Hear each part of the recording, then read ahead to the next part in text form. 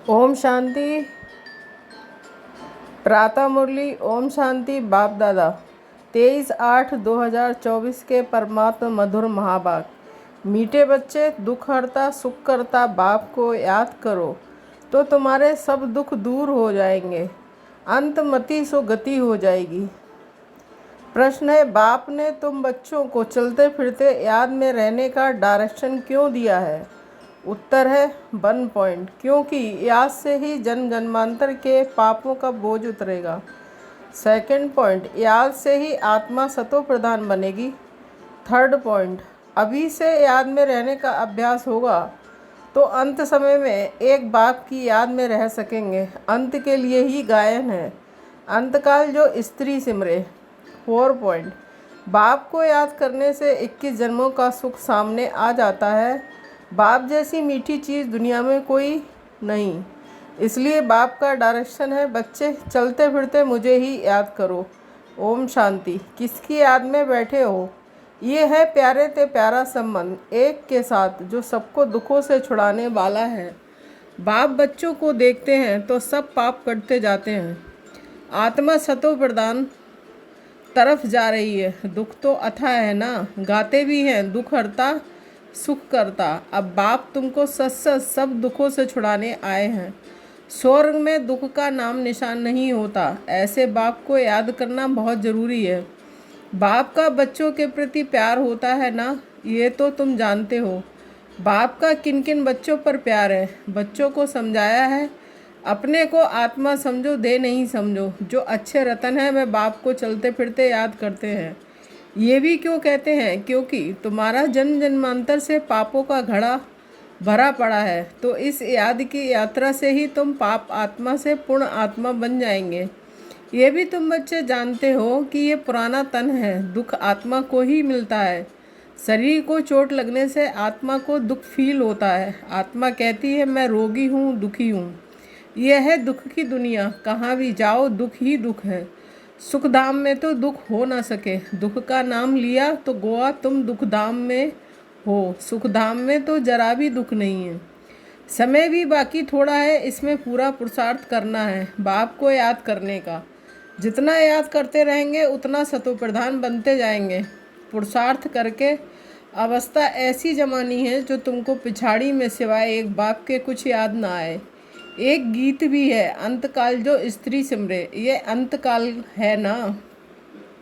पुरानी दुनिया दुखधाम का अंत है, अभी तुम सुखधाम चलने का पुरुषार्थ करते हो। तुम शूद्र से ब्राह्मण बने हो, ये तो याद रहना चाहिए ना। शूद्र को है दुख, हम दुख से निकल फिर अब चोटी पर चढ़ रहे हैं, तो एक बाप को याद करना है। मोस्ट बिलवेड बाप है, उनसे मीठी चीज़ कौन सी होती है? आत्मा उस परमपिता परमात्मा को ही याद करती है ना। सब आत्माओं का बाप है, उनसे मीठी इस दुनिया में कोई चीज़ हो ना सके। इतने सब ढेर बच्चे हैं, कितनों में याद आते होंगे सेकंड में। अच्छा, सारे सृष्टि का चक्र कैसे फिरता है वह भी तुम बच्चों की बुद्धि में अर्थ सहित है। जैसे कोई ड्रामा देखकर आते हैं, कोई पूछेंगे ड्रामा याद है? हाँ कहने से ही सारा बुद्धि में आ जाता है, शुरू से लेकर अंत तक। बाकी ये वर्णन करके सुनाने में तो समय लगेगा। बाबा बेहद का बाबा है, उसको याद करने से ही 21 जन्मों का सुख सामने आ जाता है। बाप से ये वर्षा मिलता है, सेकंड में बच्चों को बाप का वर्षा सामने आ जाता है। बच्चा पैदा हुआ, बाप जान जाते हैं बारिश ने जन्म लिया, सारी मिल्कियत याद आ जाएगी। तुम भी अकेले अलग अलग अलग बच्चे हो, अलग अलग वर्षा मिलता है ना, अलग अलग याद करते हो। हम बेहद के बाप के बारिश हैं। सतयुग में तो एक ही बच्चा होता है, बस सारी मिल्कियत का बारिश ठहरा।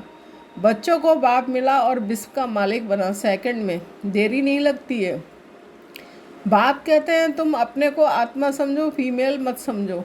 आत्मा तो बच्चा है ना। बाबा कहते हैं हमें सब बच्चे याद पड़ते हैं, आत्माएं सब भाई भाई हैं।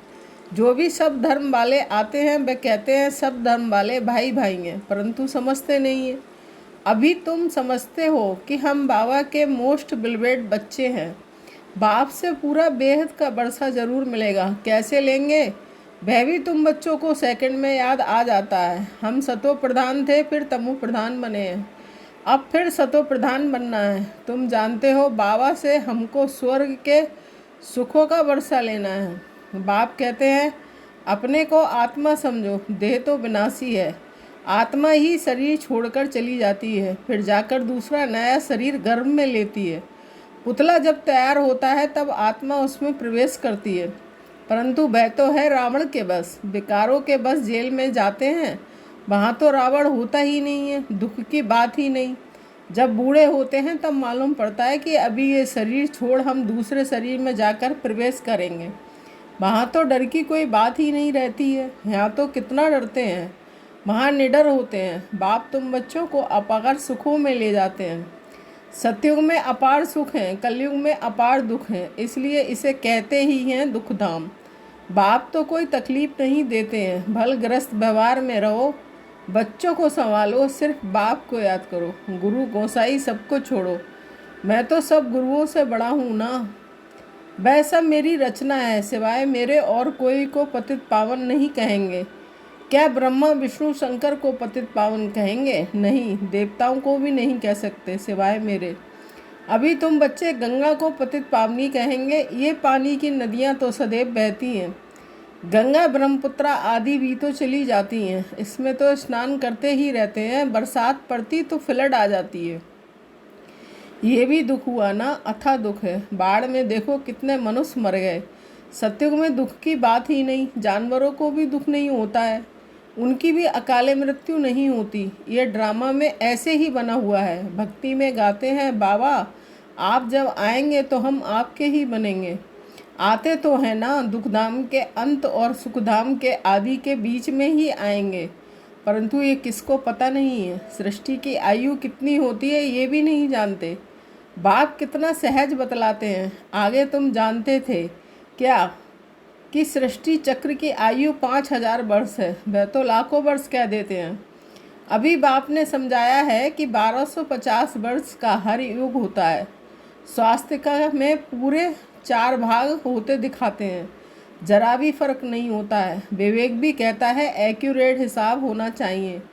पूरी में भी चावल का हांडा चढ़ाते हैं तो पूरे 4 हिस्से आप ही हो जाते हैं।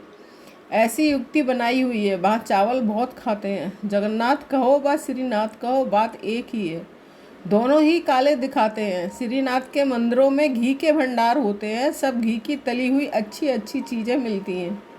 बाहर में दुकान लग जाते हैं, कितना भोग लगता होगा।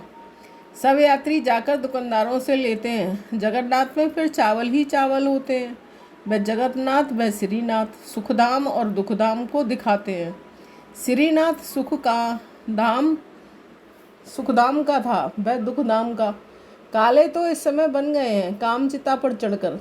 जगन्नाथ को सिर्फ चावल का भोग लगाते हैं, इनको गरीब उनको साहूकार दिखाते हैं।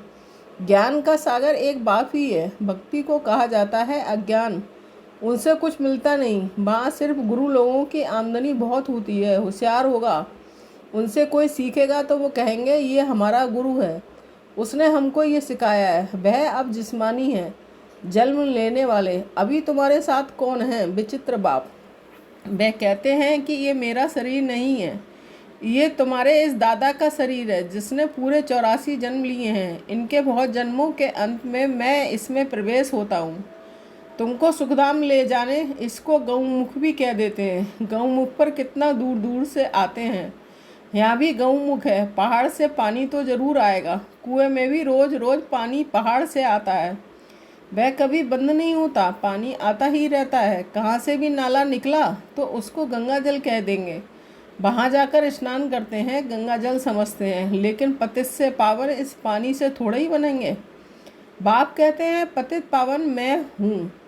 हे आत्माएं, मामे कम याद करो, देह सहित देह के सभी संबंध छोड़ अपने को आत्मा समझकर मुझे याद करो तो तुम्हारे जन्म जन्मांतर के पाप भस्म हो जाएं।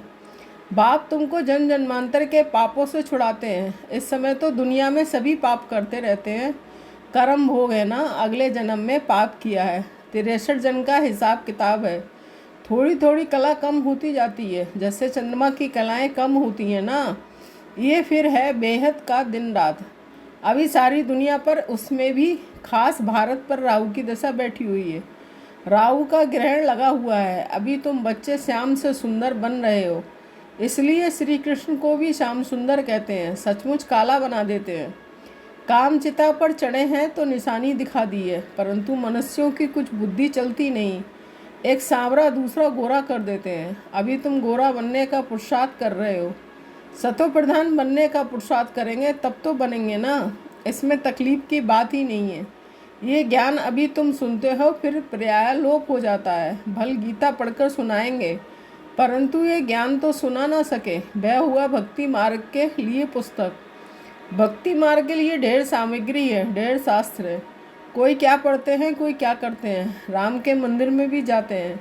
राम को भी काला कर दिया है। विचार करना चाहिए कि काला क्यों बनाते हैं। काली कलकत्ते वाली भी है। माँ माँ का हैरान होते हैं। सबसे काली वह है और बहुत भयानक दिखाते हैं। उनको फिर माता कहते हैं। तुम्हारे ये ज्ञान बाण, ज्ञान कटारी आदि हैं तो उन्होंने फिर हथियार दे दिए हैं।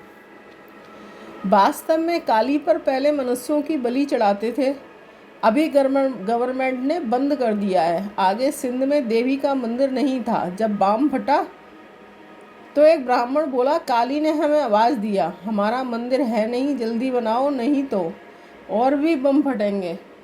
बस ढेर पैसे इकट्ठे हो गए, मंदिर बन गया। अभी देखो ढेर मंदिर हैं, कितनी जगह भटकते हैं। बाप तुमको इन सब बातों से छुड़ाने के लिए समझाते हैं, किसकी गिलानी नहीं करते हैं। बाप ड्रामा समझाते हैं।